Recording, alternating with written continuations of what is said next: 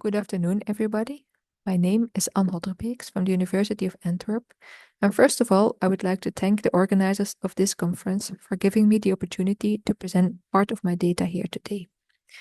What I will talk about today is the distinct blood cytokine profiles which are associated with different clinical phenotypes of post-COVID condition. I declare no conflict of interest, and this work has been funded by Horizon 2020 Orchestra project.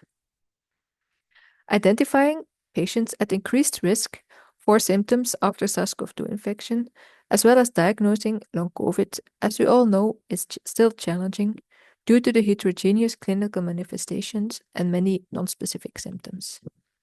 Multiple studies have shown a persistent immune dysregulation, which is characterized by alterations in cytokines, chemokines, and growth factors in patients recovering from COVID-19, and in particular in those experiencing long COVID.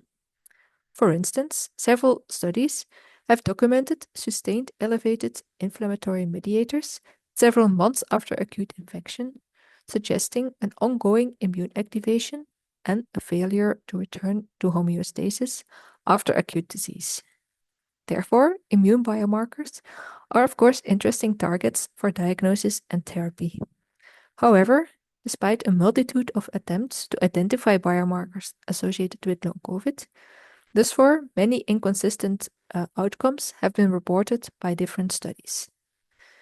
And this might be due to the different underlying mechanisms which might be captured by divergent immune perturbations, which we aim to analyze here. As I mentioned before, this study is part of the larger Horizon 2020 Orchestra project, and part of this project investigated long COVID clinical parameters based on symptoms over 12 months before. Using unsupervised machine learning algorithms, this consortium previously identified 4 different clinical phenotypes of long COVID, which was based on self-reported symptoms, each with a different risk factor and a different effect on the quality of life. And we also hypothesized that these represent possibly different underlying mechanisms. And what I should also mention is that symptoms from multiple clusters are reported sometimes at once, or they might change over time.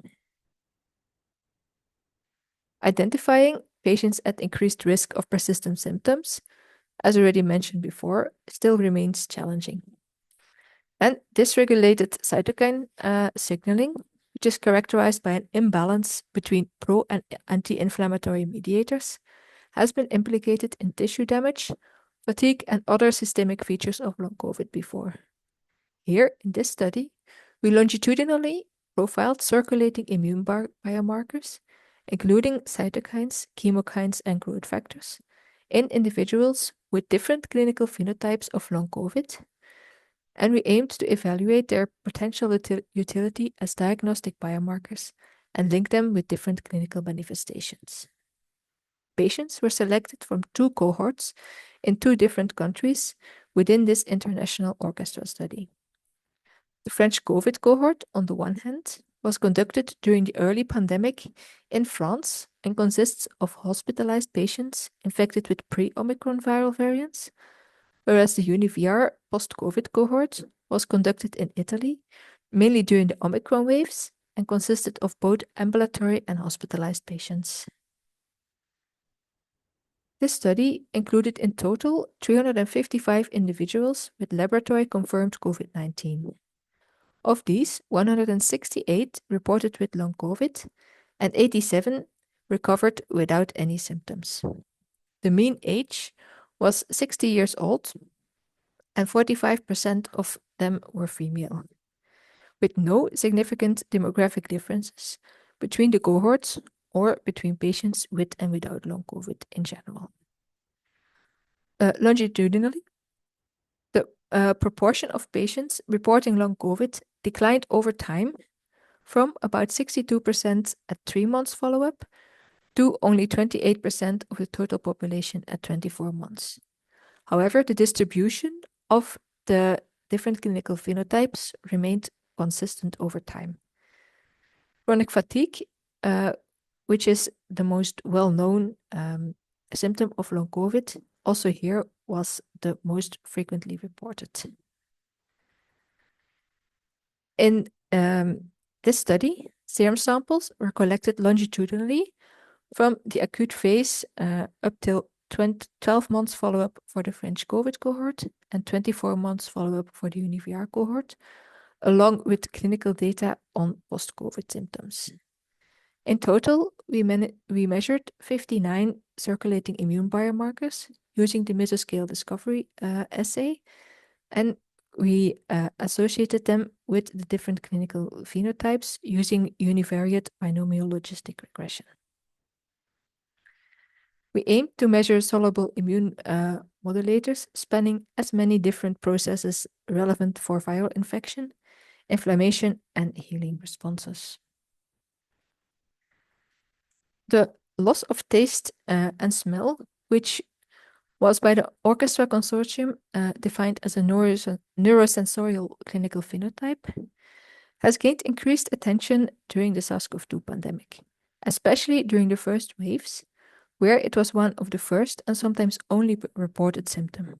However, impaired loss of taste and smell in the long term can still have a significant impact on the quality of life, as people might consume spoiled foods or are unable to smell gas leaks, or of course not enjoy their food so much. And however, even though this phenotype was reported a lot during the first waves, it was reported less during the Omicron waves. When we tried to make an association of the 59 different immune biomarkers, we found no significant association of any of these markers with the neurosensorial phenotype, which is fundamentally different from the other phenotypes, which had significant associations. And we conclude that neurosensorial symptoms are likely not driven by a systemic immune dysregulation, but rather due to a localized response. The respiratory and chronic pain phenotypes are frequently reported at the same time, and therefore it's not surprising that they share similar immune profiles. However, this profile is more pronounced in the respiratory phenotype. And especially the respiratory phenotype is characterized by a transient decrease in immune modulators and angiogenic growth factors at 3 months follow-up. And this indicates a potential healing response at this time. However, cytokine profiles normalized over time. And in addition, some patients received monoclonal antibody treatment during the acute disease, and this showed to be a protective effect, especially for the respiratory phenotype. Chronic fatigue, which is the most common long COVID phenotype, was associated with fewer immune biomarkers compared to the respiratory and chronic pain phenotypes. And even more, this marked downregulation of immune modulators seen at 3 months was absent in this phenotype, while distinct profiles started to emerge after 6 months follow-up.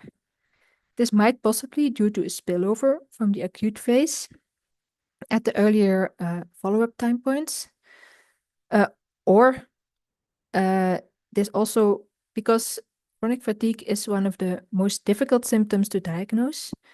It's also self-reported, and there's no real objective measurement for this. It might be that longer duration of the symptoms will increase reporting of true chronic fatigue.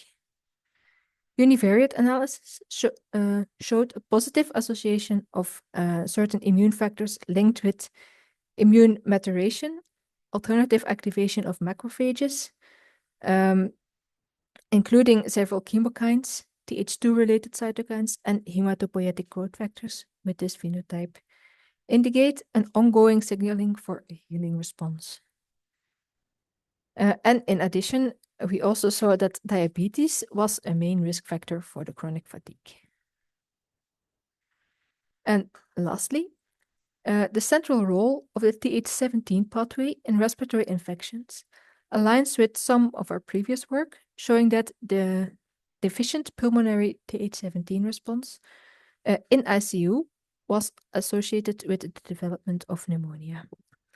And therefore, this pathway is of specific interest also in long COVID to us.